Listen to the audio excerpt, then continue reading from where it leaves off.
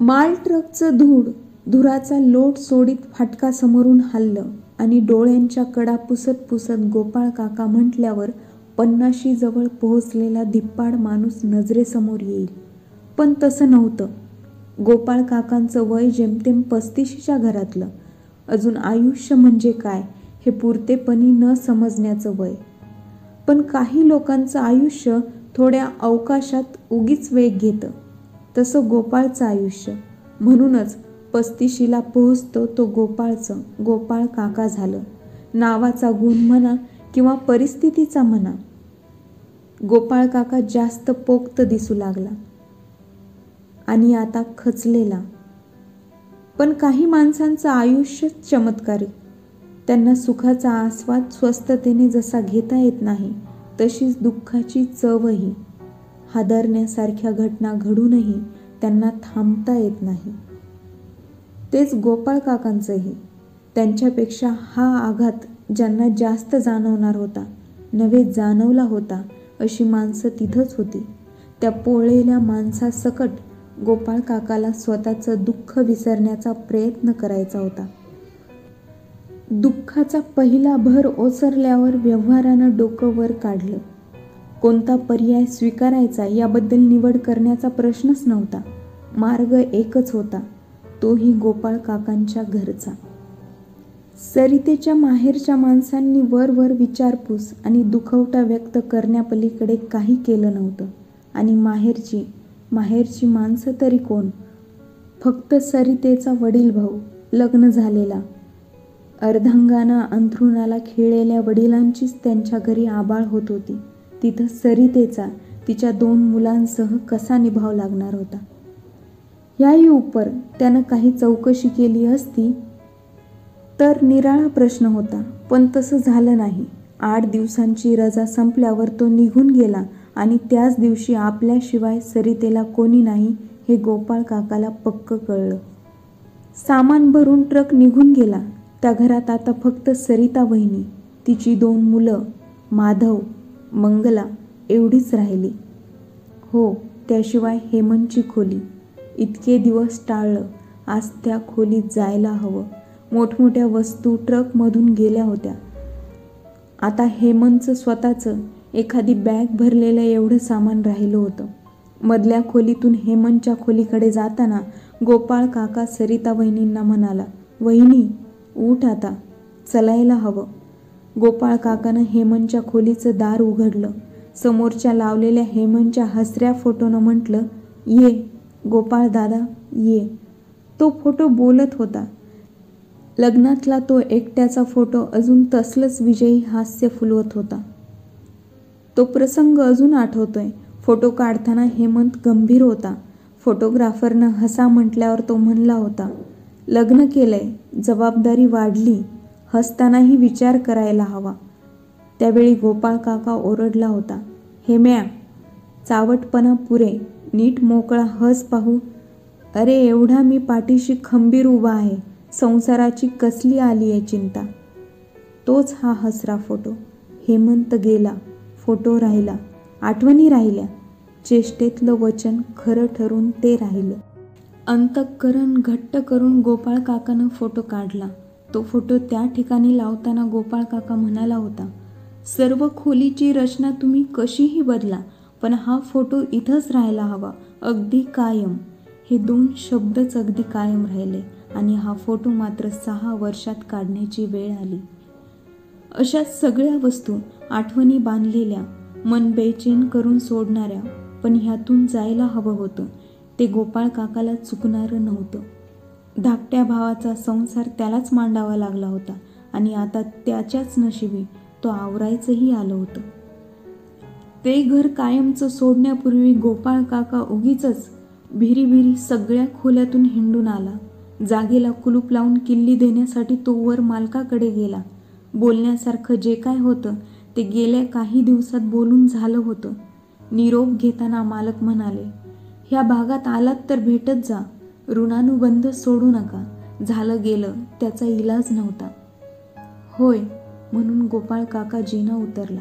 संपलं, सगळं संपलं. फाटकाच्या बाहेर पडता पडता त्यानं सहज दरवाजाकडे पाहिलं. दरवाजावर कोणीतरी हेमंतचं नाव खडून वेड्या वाकड्या अक्षरात लिहिलं होतं. ते तसंच राहिलं होतं. बाकी सगळं संपलं होतं. सगळं संपलं. फाटकाच्या बाहेर पडताना रेवती, होय ती पुन्हा रेवती झाली होती. हेमंत बरोबर 6 वर्ष संसार करणारी सरिता हेमंत बरोबर संपली होती. त्याच पहिल्या जागेत फाटकाच्या आत सरिता राहिली होती. मालकांना किल्ली देऊन मगाशी फाटक बंद करून बाहेर आलेल्या गोपाळ काकांनी एका मोठ्या स्वप्नाचा शेवट केला. त्या स्वप्नसृष्टीत तिनं अवघ्या 6 वर्षापूर्वी प्रवेश केला होता. ते स्वप्न कधी संपणारच नव्हतं. पण संपणाऱ्या गोष्टी संपतातच. कधी वेग जमतो, कधी जमत नाही. सरिताचं तेच झालं. काय झालं हे तिला घडून गेल्यावर समजलं. आता गोपाळ काकांचं घर, त्याचा संसार. गोपाळ काकाचा संसार सुखाचा होता. सुख म्हणजे तरी काय?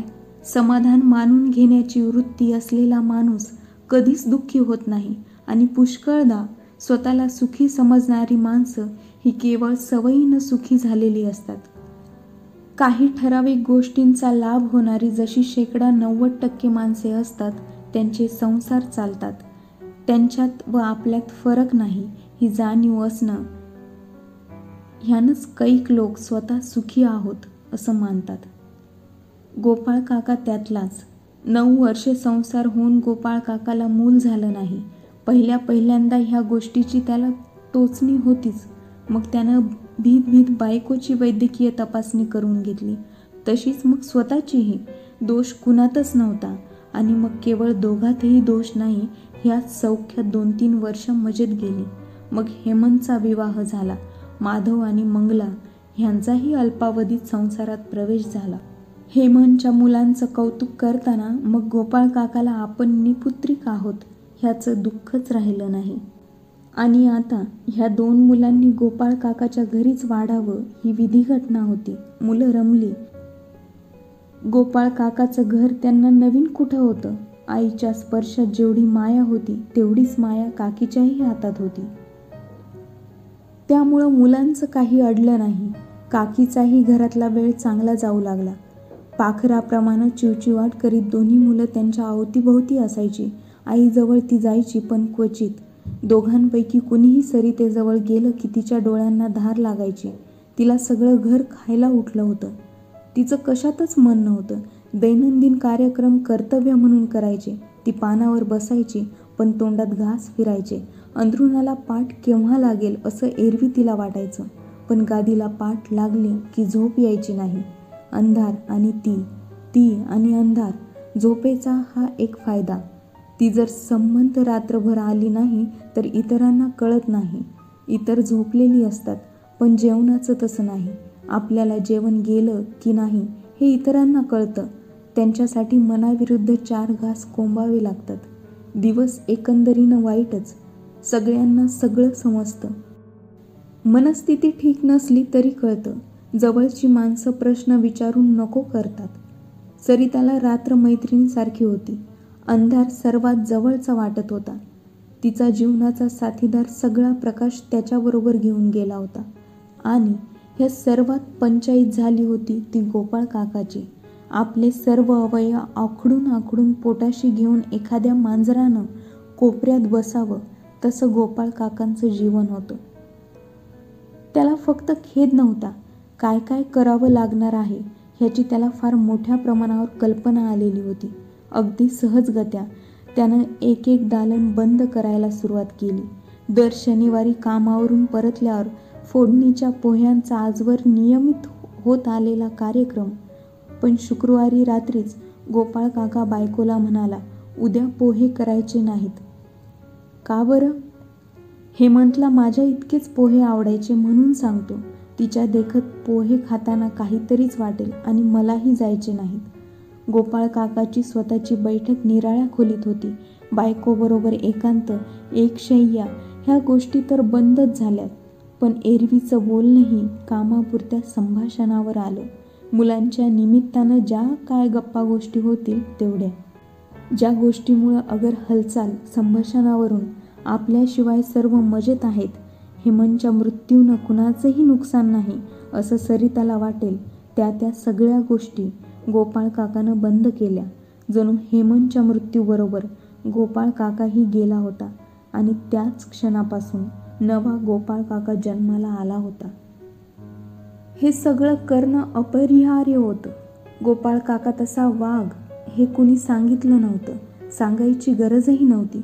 ते सर्व करणं हे त्यानं ठरवलं आणि नंतर तेच त्याच्या अंगवळणी पडून गेलं. पण तरीही आपण ह्या केलेल्या बदलामुळे कष्टी आहोत, दुःखी आहोत हे त्यानं सरितेला भासू दिलं नाही. स्वतःच्या सवयींना, सहजपणाला, हौसेला गोपाळ काकानं किती मुरड घातली आहे हे पूर्ण अंशानं फक्त काकीला समजलं. पण इतक्या वर्षांच्या गोपाळ काकांच्या सहवासानं म्हणा किंवा निपुत्रिकतेची खंत होती म्हणून म्हणा, ती सगळ्याला कंटाळली होती. घरात ती कुणालाही काहीही उणं पडू देत नव्हती, ते केवळ सवयीनं. पण सर्वात गमतीची गोष्ट अशी की जिचं मन सांभाळायचं म्हणून गोपाळ काकानं आपला जीवन प्रवाह बदलून टाकला, त्या सरितेचं त्या कोणत्याही बारकाव्याकडे लक्ष नव्हतं. ती तिच्या स्वतःच्या दुःखात चूर होती. आजूबाजूच्या जगाची तिला अद्याप जाणीव नव्हती. जगाच्या अस्तित्वाची तिला गरज नव्हती. तिला सोडून मुलं जेव्हा काका काकीला चिटकली तेव्हाही तिला काही काळ बरं वाटलं. अगदी स्वतःच्याच सहवासात राहायला तिला जास्त वेळ मिळायला लागला. ती सतत एकटी असायची. तिची विरक्ती लादली गेलेली आणि इकडे काकीची विरक्ती सवयीनं एकरूप झालेली. आणि ह्या कशाचा फारसा परिणाम होऊ न देणारा गोपाळ काका, स्वतःला योग्य वाटेल त्याची अंमलबजावणी करीत आयुष्य आखडून आवरून मांजरासारखं कोपऱ्यात बसून स्वतःचं जग निर्माण करणारा गोपाळ काका. 1 वर्ष ह्या असल्या मनस्थितीत, असल्याच वातावरणात पार पडले. आणि मग अशाच एका संध्याकाळी सरिता गोपाळ काकांसमोर येऊन उभी राहिली. भाऊजी, मला काही विचारायचं आहे. गोपाळ काकानं सरितेकडे पाहिलं. आपल्या स्वतःच्या घरात अनेक वस्तू, अनेक जागा आणि नेहमीच्या व्यक्ती असतात. त्यांच्याकडे आपण बारकाईनं कधीच बघत नाही. त्या व्यक्ती किंवा त्या वस्तू एवढ्या आपल्या असतात की त्यांच्याकडे नीट लक्ष न देताही आपल्याला त्यांचं महत्त्व पडलेलं असतं. पण केव्हा तरी असं आवर्जून पाहण्याची वेळ येते. त्यावेळी मग समोरच्या व्यक्तीत काही फरक झालाय की ती तशीच आहे ह्याची प्रकर्षानं जाणीव होते. आताही गोपाळ काकाला सरिता निराळी, फार निराळी वाटली. बैस ना, गोपाळ काका म्हणाला. सरिता बसली नाही, तशीच उभी राहिली. काही वेळ ती काहीच बोलली नाही. तेव्हा गोपाळ काकाला वाटलं की कोणत्या तरी भावनेच्या उद्रेकात ती आली असावी आणि आता तिला काहीच बोलू नये असं वाटत असेल. गोपाळ काका म्हणाला, जेवताना बोलूया ना. नको, आता घरात कोणी नाही म्हणून नीट बोलता येईल. बोल, मला नोकरी करायची आहे. गोपाळ काकाला धक्का बसला. तो गोंधळला, निरुपाय झाला. सरितेकडून अशी काही मागणी येईल ह्याची अपेक्षाच नव्हती. पण तिनं ती इच्छा बोलून दाखवल्यावर त्याच्या अपेक्षेचा प्रश्न राहिलाच नव्हता. आता त्याच्या होकार नकारावर सरितेच्या अपेक्षा अवलंबून होत्या. काहीतरी बोलायला हवंच होतं. गोपाळ काकानं विचारलं, कशा करता? वेळ घालवायचा म्हणून. ह्या घरी काही अडचण? तसं मनातही आणू नका. मला काही उणं नाही. मला मनस्वास्थ्य हवंय आणि ते देण्याचं कुणाच्या स्वाधीनच नाही. काही दिवस नोकरी करून बघते. नाही म्हणू नका. घर कसं मला खायला उठतं. आता मुलं मोठी व्हायला लागलीत. ती त्यांच्यातच दंग असतात. मी काय करायचं? गोपाळ काका गप्प होता. आता काही म्हणावं तर हिला वाटणार वडिलकीचे अधिकार वापरतायत. हो म्हणावं तर कुणी सांगावं लोक म्हणायचे भाऊजाईला कामाला लावली. तेवढ्यात पुन्हा सरिता म्हणाली, मला आजच सांगा असं नाही. विचार करून सांगितलं तरी चालेल. माझी घाई नाही. सरिता ऑफिसला जाऊ लागली आणि तिचं एकदम रूपच पालटलं. तिची आनंदी वृत्ती तिला नव्यानं सापडली. तिनं घरात चैतन्य आणलं. एखाद्या लहान मुलीप्रमाणे ती नुसती बागडत होती. ती माधव मंगलेपेक्षा लहान झाली. ऑफिसातल्या गमती, कामाची माहिती, जाता येताना गाडीतली हकीकत, 1 ना 2 स्वतःच्या जाऊबाईंना किती सांगू आणि किती नको एवढं सरितेला होऊन गेलं. माधव, मंगला दोघेजण आता मॉन्टेसरीत जाऊ लागली. ती परतायच्या आतच सरिता ऑफिसला गेलेली असायची. पण दोन्ही मुलांना आईची एकदाही आठवण होऊ नये एवढा त्यांना काकीचा लळा लागला होता.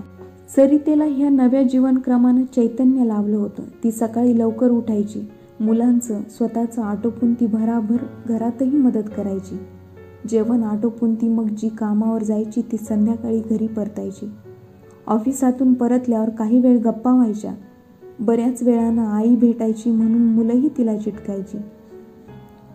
सगळ्या शरीरात जसा लहानातल्या लहान अवयवात विसंगती निर्माण झाल्यावर ठणका पसरतो, तसंच कुटुंबातली एक व्यक्ती अस्वस्थ असली म्हणजे सगळ्या कुटुंबाचं होतं.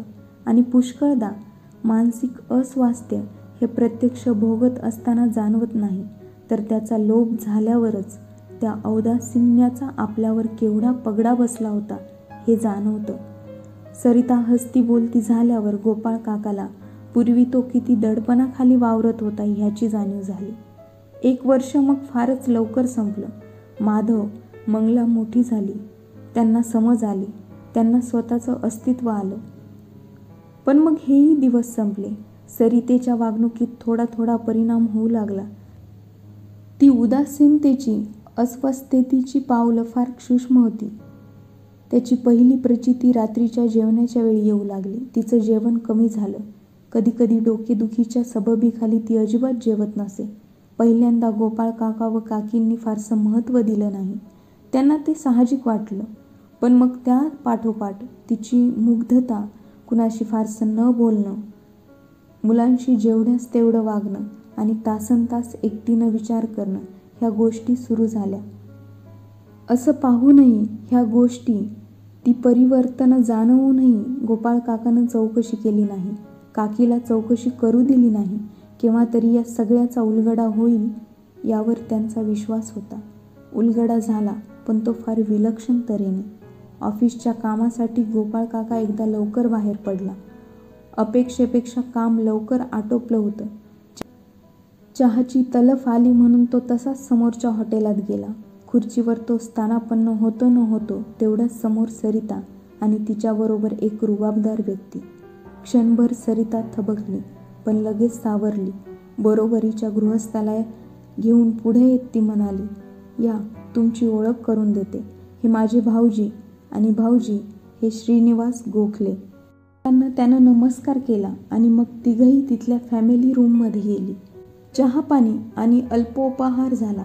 पण ती 15-20 मिनिटं गोपाळ काकाला फार विलक्षण वाटली. त्यांच्या मनाची अस्वस्थता त्याला लपवता येत नव्हती.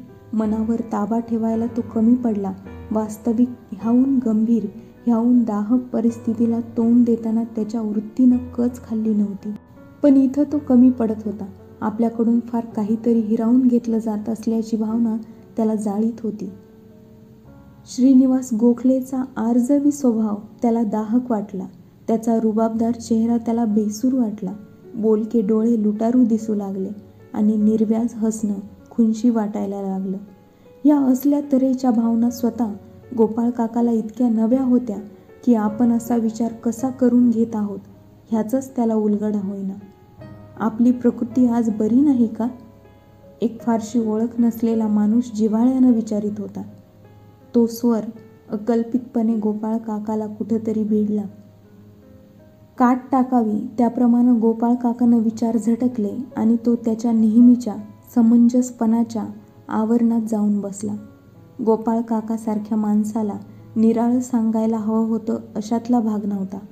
समजून उमजून निरोप घेण्यापूर्वी त्यानं श्रीनिवास गोखलेला घरचं आमंत्रण दिलं.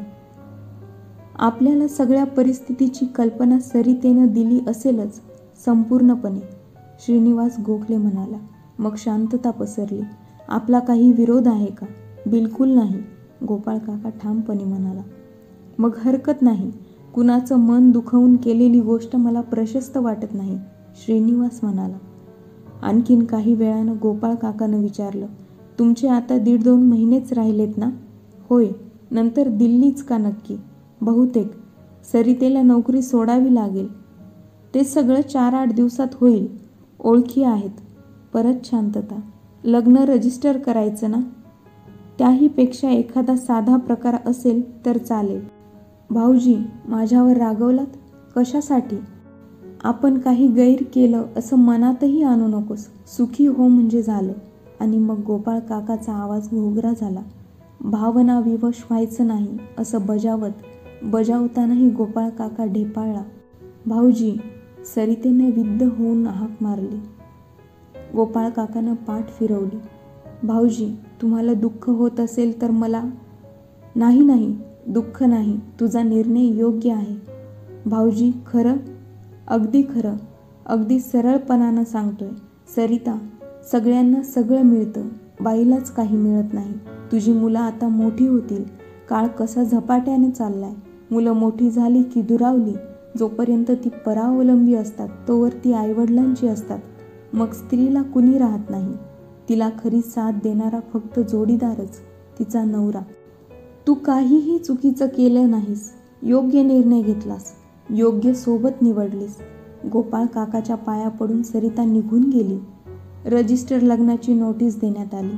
15 दिवस आणि दिल्लीला जाण्यापूर्वीचे काही 3-4 दिवस एवढाच अवधी उरला होता. आणि मग गोपाळ काकाच्या मनाची तगमग वाढू लागली. सरितेचा निर्णय, तिनं निवडलेला मार्ग, आयुष्याला ती करणार होती ती नवी सुरुवात, हे सगळं योग्य होतं. ते तसंच व्हायला हवं होतं. पण मग मुलांचं काय? सरितेनं मुलांचा काय विचार ठरवला असेल? अर्थात बापाविना वाढणारी मुलं, एवढी गोंडस मुलं, कोणती आई दूर लोटेल? आणि मग गोपाळ काकाला नव्यानं उलगडा झाला की आपल्याला जे शल्य बोचतंय ते इतर कशाचंही नसून मुलांचंच आहे. हे असं व्हायला नको होतं. प्रत्येक सौख्याची किंमत त्याच्या मूल्यमापना एवढीच द्यावी लागते. काहीही फुकट मिळत नाही. कोणताही सौदा स्वस्तात होत नाही. काही गोष्टींची किंमत आधी मोजावी लागते तर काहींची नंतर. ह्या मुलांना लावलेल्या मायेचंही तेच झालं. त्यांच्यावर केलेल्या प्रेमाची किंमत आता प्रचंड स्वरूपात मोजावी लागणार. का करावी मुलांची मागणी? टाकावा का शब्द? आणि अवमान झाला तर? त्याचं शल्य जास्त घर करील मनात. मुलांची मागणी करावी की न करावी ह्या विवंचनेत राहिलेले 15 दिवस निघून गेले. अगदी औपचारिक पद्धतीनं, नोंदणी पद्धतीनं विवाह पार पडला. आणखीन 4च दिवसांनी सरिता दिल्लीला जायची होती. श्रीनिवासला मोजके नातेवाईक, पण त्यातले लग्नाला मोजकेच आले होते. खूप विचार करून गोपाळ काकाने शब्द टाकायचं ठरवलं. मुलं त्याच्याजवळ राहणं हे सगळ्यांना सुखावह होणार होतं. सरितेबद्दल श्रीनिवासला आकर्षण वाटलं ह्याचा अर्थ तो तेवढ्याच उत्कट प्रेम मुलावर करेल ही अपेक्षा अवास्तव होती. तीच परिस्थिती मुलांची, म्हणजे सरितेची ओढाताण, त्यातूनच बेबनाव. बरं, ह्या उलट मुलं इथं आहेत म्हणजे त्यांच्याच घरात आहेत. बस, सरितेला हे पटवून द्यायचं. ह्या एकाच बाबतीत आपण हट्ट धरायचा, हे का चालवायचा? त्यानं सरितेला बोलून घेतलं. आपल्या मनातला विचार व्यक्त केला. फारसे आढेवेढे न घेता सरितानं पटकन संमती दिली. मग गोपाळ काकाच्या आनंदाला पारावार राहिला नाही. स्टेशनवर सरिता, श्रीनिवासला निरोप द्यायला सगळे आले होते. गाडी सुटायची वेळ होईतो सरितानं मुलांना जवळ बोलावून घेतलं होतं. तिच्या चेहऱ्याकडे सरळ सरळ पाहण्याचं धाडस गोपाळ काकाला होत नव्हतं. तुटक संभाषण होत होतं. एक चमत्कारिक कंटाळा, ज्याची जात समजत नव्हती असा, सगळ्यांना आला होता. तीच वाक्य पुन्हा पुन्हा बोलली जात होती. आणि मग गाडी हलली. सगळ्यांचे डोळे पुन्हा पुन्हा भरून आले. सरितेनं मोठा हुंदका दिला. श्रीनिवासनं तिला जवळ घेतलं. स्थितप्रज्ञ होता गोपाळ काका. पण ही स्थितप्रज्ञता केवळ टॅक्सीत बसेपर्यंत टिकली. टॅक्सी सुरू झाली तशी त्यानं दोन्ही मुलांना कडकडून मिठी मारली आणि ओक्साबोक्शी रडत तो बायकोला म्हणाला, आज मुलं पोरकी झाली.